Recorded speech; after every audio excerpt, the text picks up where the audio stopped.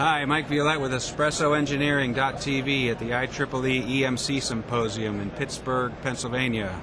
I'm here with Bruce Archambeault, who's with AET. Bruce, what do we got here? So this is the Universal Spherical Dipole Source, and it's as you can see, it's a sphere, and with the middle equator here, it actually creates it to be a dipole. So we have two poles here, basically. Right. You have dipole. Okay, yep. So this is a dipole, just like a regular wire dipole, except that now it's a sphere. So all the electronics are inside, and this is a comb generator with batteries inside. So it's just, that's all you need here. There's no wires leading up to it and so forth. And the beauty of this is, not only is it able to be horizontally polarized like it is right now, but it can be vertically polarized. So this is a source. This is a source. So inside there's a simulation source of a comb generator, gives you specific frequencies. Right. And so you energize this, and who would use this in what situations? So any test lab would use it, for example, and they would. Some of our customers use this every day to when they turn on the receivers and antennas and whatnot, to make sure that no cables are broken overnight. Site check? A quick site check, okay. Yep. Okay. Because you can imagine that, as you would well know, I think, that if you do testing for a couple of days before you discover that a cable's been broken because somebody stepped on it, you've lost 2 days worth of data, right. And it's a disaster. Yeah, right? and I don't want to call my customer, bring back that expensive thing for another day because we had a bad connector. Exactly.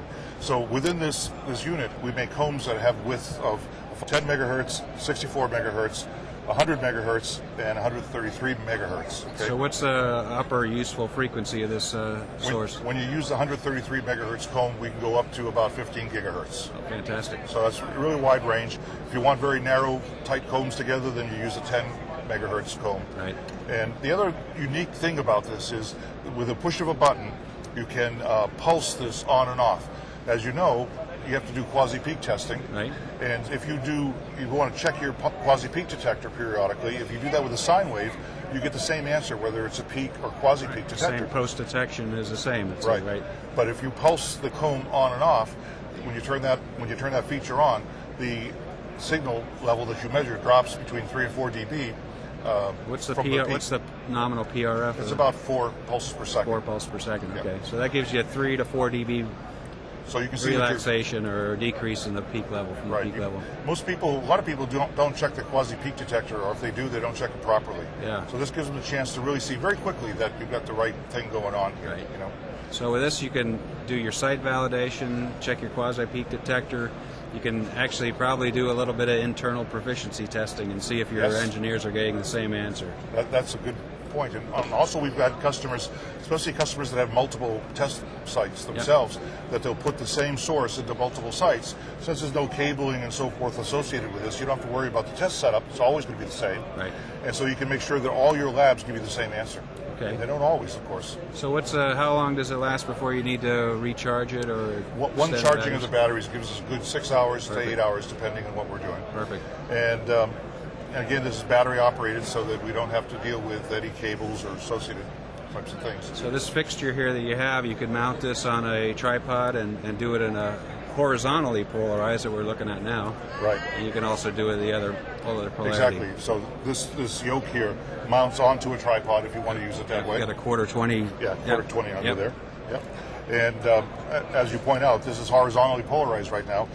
Most of the other comb generators in the market are associated with some sort of monopole antenna. Simple monopole. So that works fine vertically, but as soon as you turn it horizontally, it's not valid. Yeah, it's not valid anymore. The image is all different. That's right.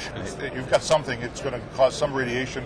Only God and Maxwell know what's going on. Right, right. And they're unreachable. That's right. It's hard to ask them questions. Well, it's easy to ask questions. It's hard to get an answer, I guess. Right. So again, we can be horizontal, or with a twist of the thing, you can get it vertically polarized. And this is a phenolic type of holder, so it's a dielectric. It's dielectric, right? Yep. So can you tell me what one of these would sell for? This sells for approximately $3,400. Okay. So it's pretty inexpensive for the power of the unit, you know. Right, right. Some of our customers also use this for shielding effectiveness testing. Sure. So you can put it on a table like this, for example, have your antenna over there, then put it inside of whatever your shielded box is. Cabinet or whatever. Cabinet yeah. or whatever, and then see what the difference is, and that gives you an indication of what the shielding is. Fantastic, and you can carry that on site too. Absolutely. Well, obviously it's very portable. Very portable. And in fact, when you order it, we have an option for a ruggedized carrying case, a Pelican case, that has got all the styrofoam cut out for it. And power supply goes in there, and all that kind of thing. Fantastic. And so you can drop these things out of an airplane. Okay, great. So the AET Universal Spherical Dipole Source. Yep. Available from AET, and there's the website right there. Bruce, thanks for coming on the show. Thanks very much for having me. Okay.